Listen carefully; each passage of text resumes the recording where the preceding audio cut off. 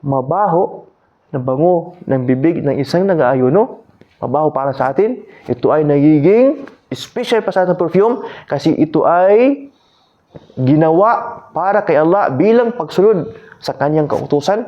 So ito ay naging special.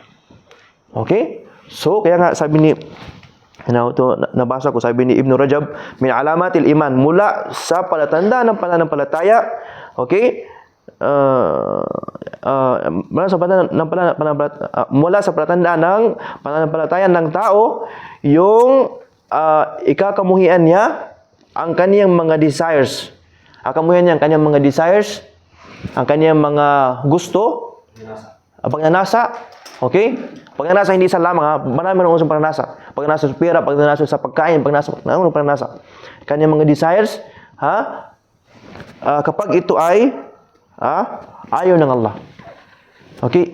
Ikakamuyan mo lahat ng bagay, lahat ng desires, kapag ito ay hindi ikakalugod kay Allah. So ang kabaliktaran, ang palatandaan ng pananampalataya, yung gusto niya ang lahat ng bagay na ikakalugod kay Allah. Okay? Pinapagsikapan niya lahat ng bagay na ikakalugod kay Allah at iniiwasan niya ang kanyang mga desires na hindi ikakalugod kay Allah. At actually, ganyan ang sitwasyon ng isang nang-ayuno.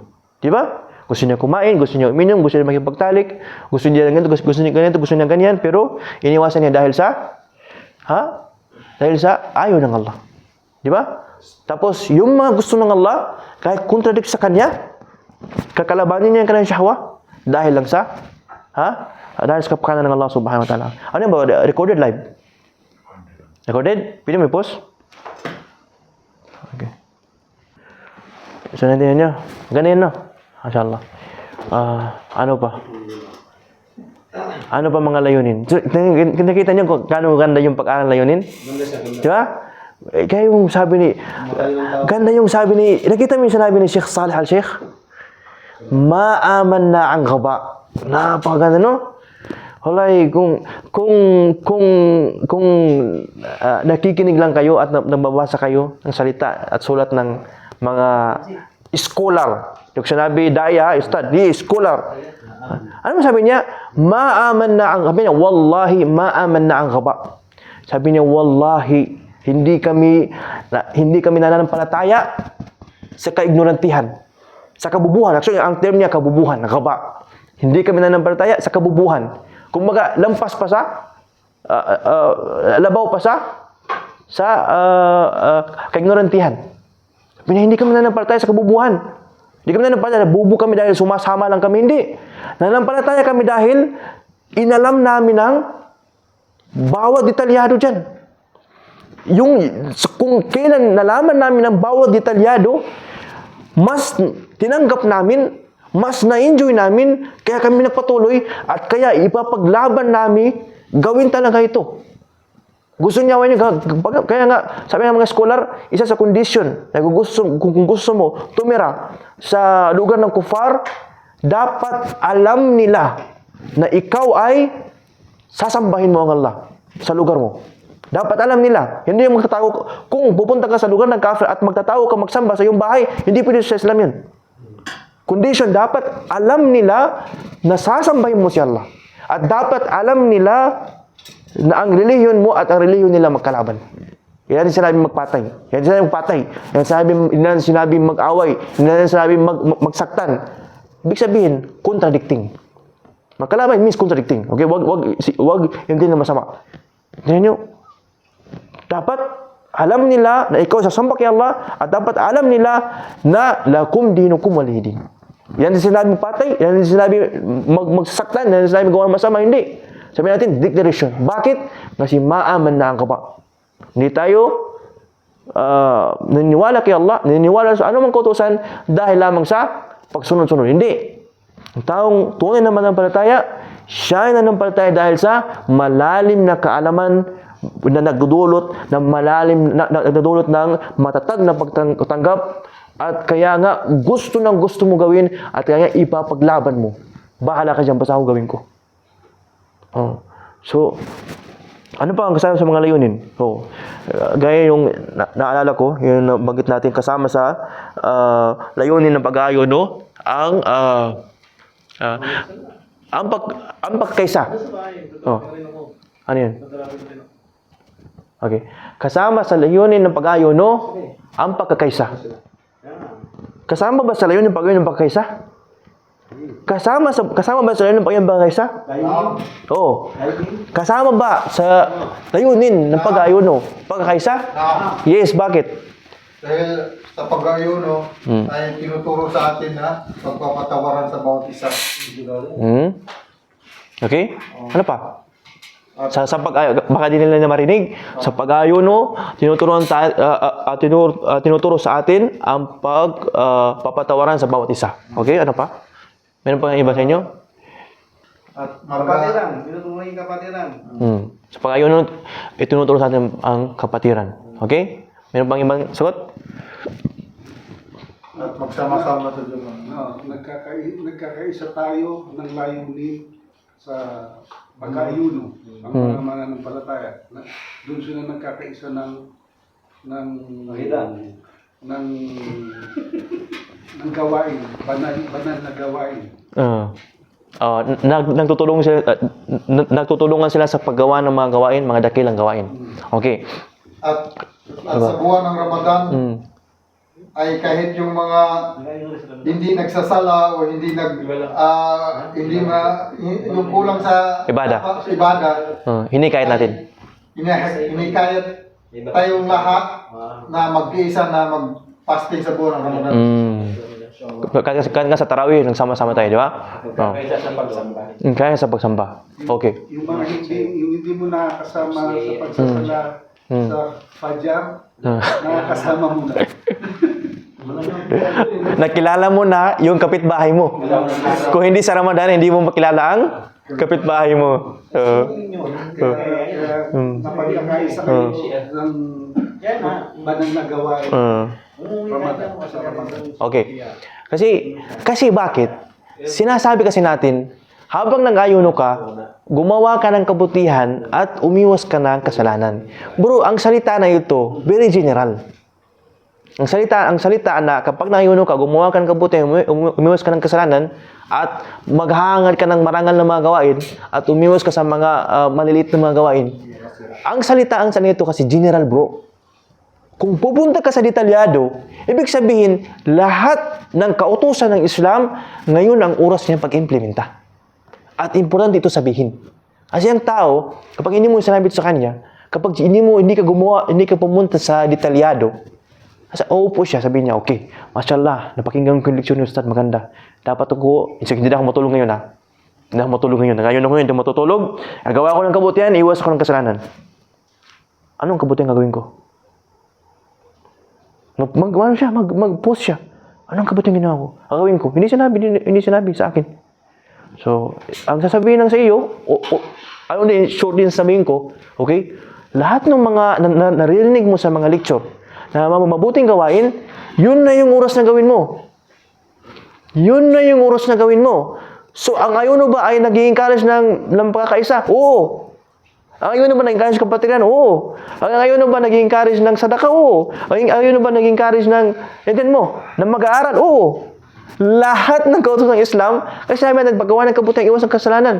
Problema, kung yun lang ibibigay mo, ano gawin ngayon? Hindi.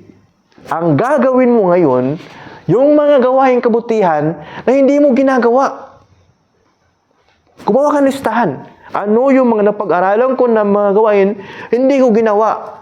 Ngayon, pinilit ako ng Allah na gumawa ako ng mabuting gawain. So, tapos, yung mga marangal na tao, hinahanap nila yung mas marangal na ibada.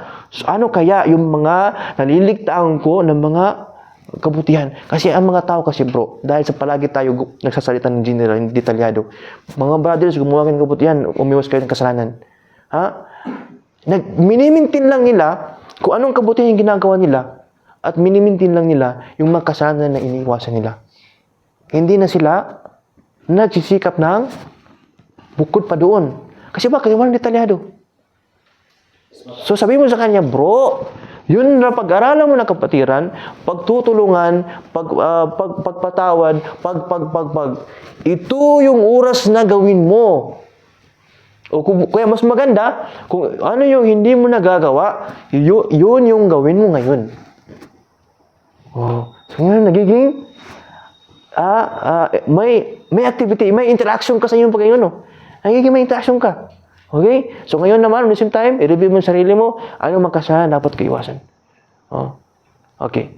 Ang connection din, another connection, ng pag-aayono at saka pagiging Muslim mo, okay? Ibabalik ko din sa supposed to be ginagawa mo yung buong year. Babalik ko doon. Okay?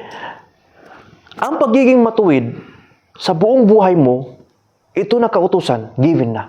Alam naman natin, di ba? So, yung pag-ayono na yun, na mga araw, actually, explain ko lang actually sa software lang. Ulit ko lang. Yun ay, explain ko actually, yung pinaranas sa'yo, pinipilit sa'yo, yung 30 days, pinipilit sa'yo na magiging matuwid ka upang pagkatapos mo mag-ayuno, magpapatuloy ka doon. Upang pagkatapos mo Ramadan, magpapatuloy ka doon. So kung hindi ka nagpapatuloy sa kung anong kalagayan mo, sa panahon nag-ayuno ka, sa paggabi nagbago ka, problema yun. O kaya sa buong buwan ng Ramadan, kung na-maintain mo man kahit sa gabi ng Ramadan, hindi mo na patuloy sa after Ramadan, problema yun.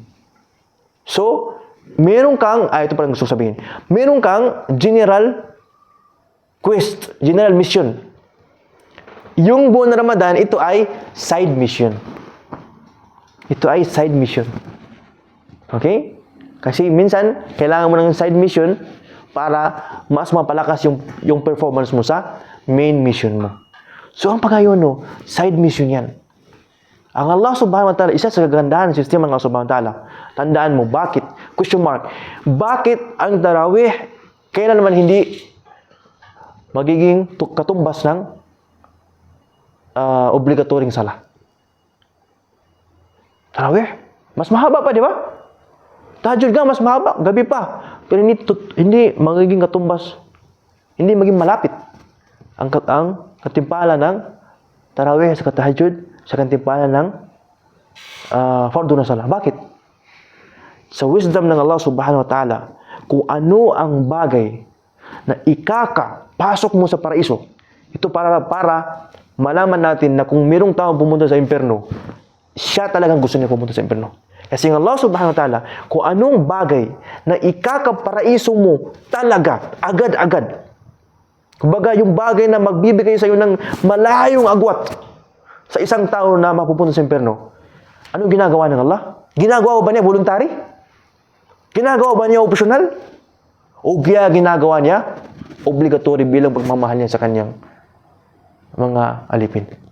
Bilang pagmamahal ng Allah sa atin, kung ano ang paraiso natin, ginawa niya obligatory. Bakit? Para yung ayaw ng paraiso, mapapasok din ng paraiso. As long as sumusunod siya sa kautusan, kahit pa siya ay sumusunod ng routine. Walang problema. Ang paraiso, inshallah, sa lahat ng sumasaksi ng kaisahan ng Allah subhanahu wa ta'ala. Pero, itong mga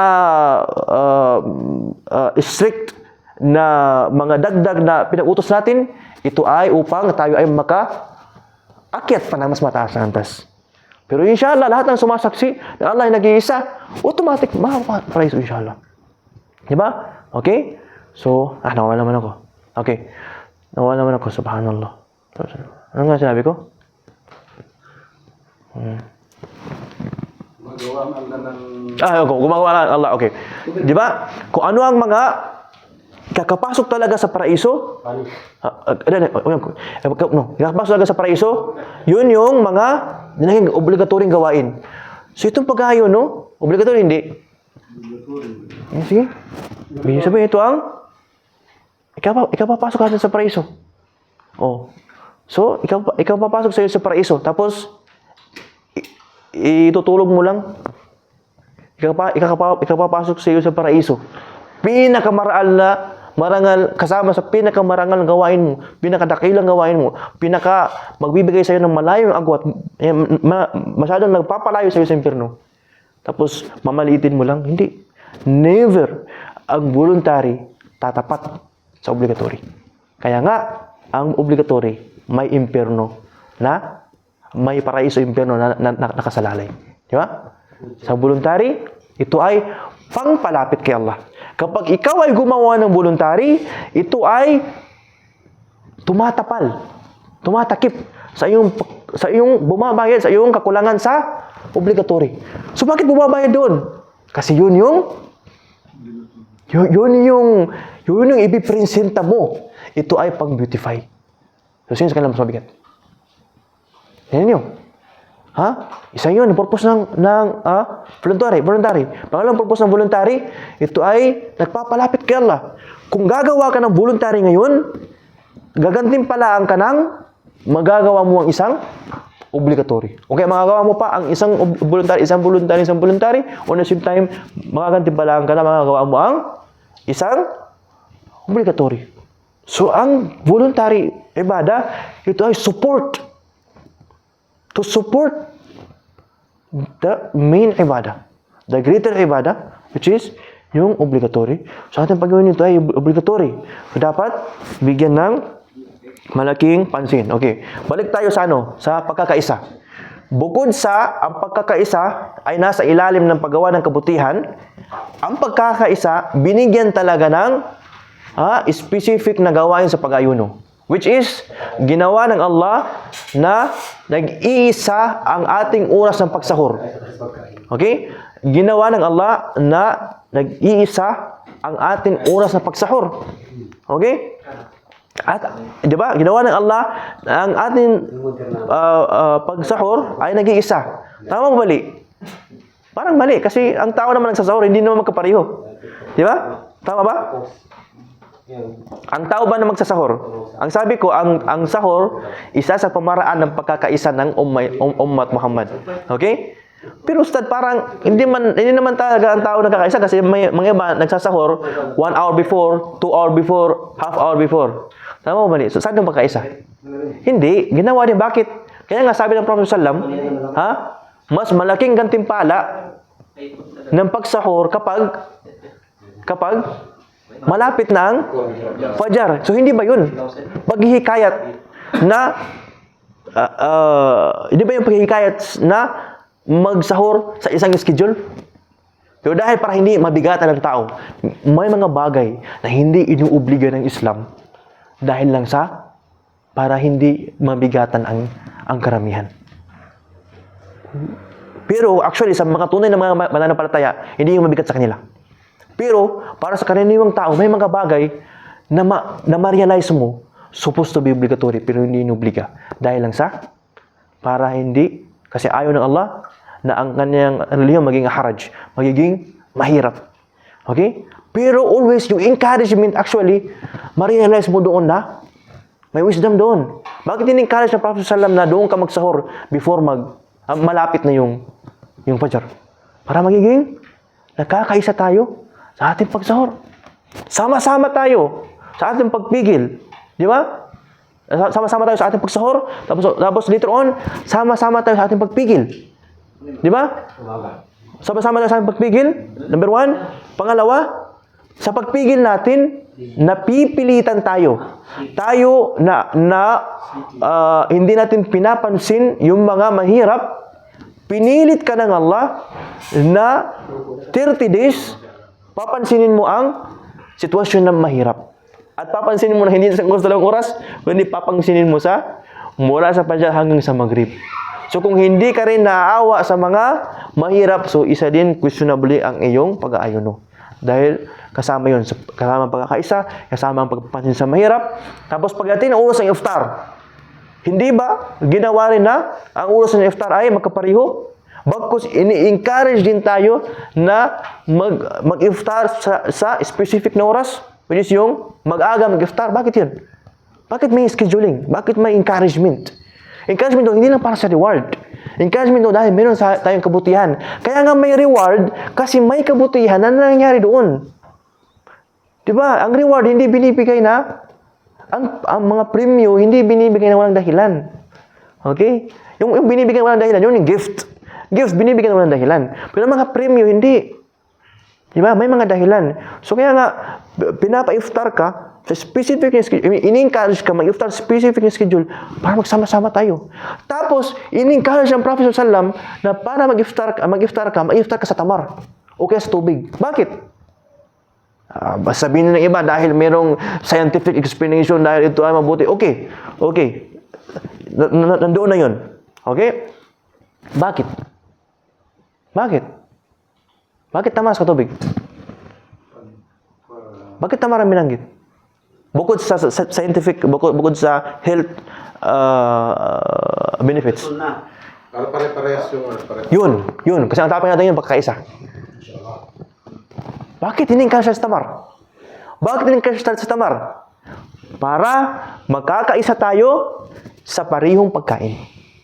Nakakaisa tayo sa parihong oras, sa parihong pagpigil, sa parihong oras ng pagkain, at makakaisa din tayo sa pagkain, at if not available, kasi ang Islam hindi nagpapahirap, if not available, tubig. Tubig is more available kaysa sa tamar, di ba? So, as much possible, ginawa ng Islam na be united. So, nagtuturo ba ng pagkakaisa, pag-ayuno? Tuturo. Nakikita ba ito ng iba? Ewan ko. So, kita nyo. Di ba ang tawag na iftar sa Tagalog? Bukas? Bukas, di ba? Victor? Iftar sa Tagalog, bukas. Hindi niyo alam? Hindi, iba. Bukas. Hindi. Ano? Wakas? Ano? Pagputol. Hindi. Di ba? Itong Tagalog. Di ba ang iftar pagbubukas? Pagputol. Paginto. Kapan? Ha? Putol Pagputol. ng ayuno. Hindi pagbubukas? Breakfast. Hindi. Pagputol. Ha? Pagputol. Okay. Okay, ganun. Okay, sige lang. Yun yung nabasa ko. Yun ko. Okay. Yun, layunin ng... okay, siguro doon na lang. Kasi yun yung ano ko. Ano ko ngayon. Okay, so wala ko na. So hanggang doon na lang, inshallah, pinaka magandang aral na magkuha natin ngayon. Kung nagustuhan niyo, kung na-enjoy niyo yung topic, pinaka magandang aral na kuha natin ngayon na magkaroon tayo ng interest, malaman ang layunin ng mga pagsamba. Okay? Wag naman yung sumusobra. Tundong tayo sa mayroong sa walang contradiction sa Quran Sunnah. Naayon sa Quran Sunnah, based sa pag-analyze ng ating mga dakilang scholar. Ibig sabihin, may malalim kaalaman. Wassalamualaikum warahmatullahi wabarakatuh.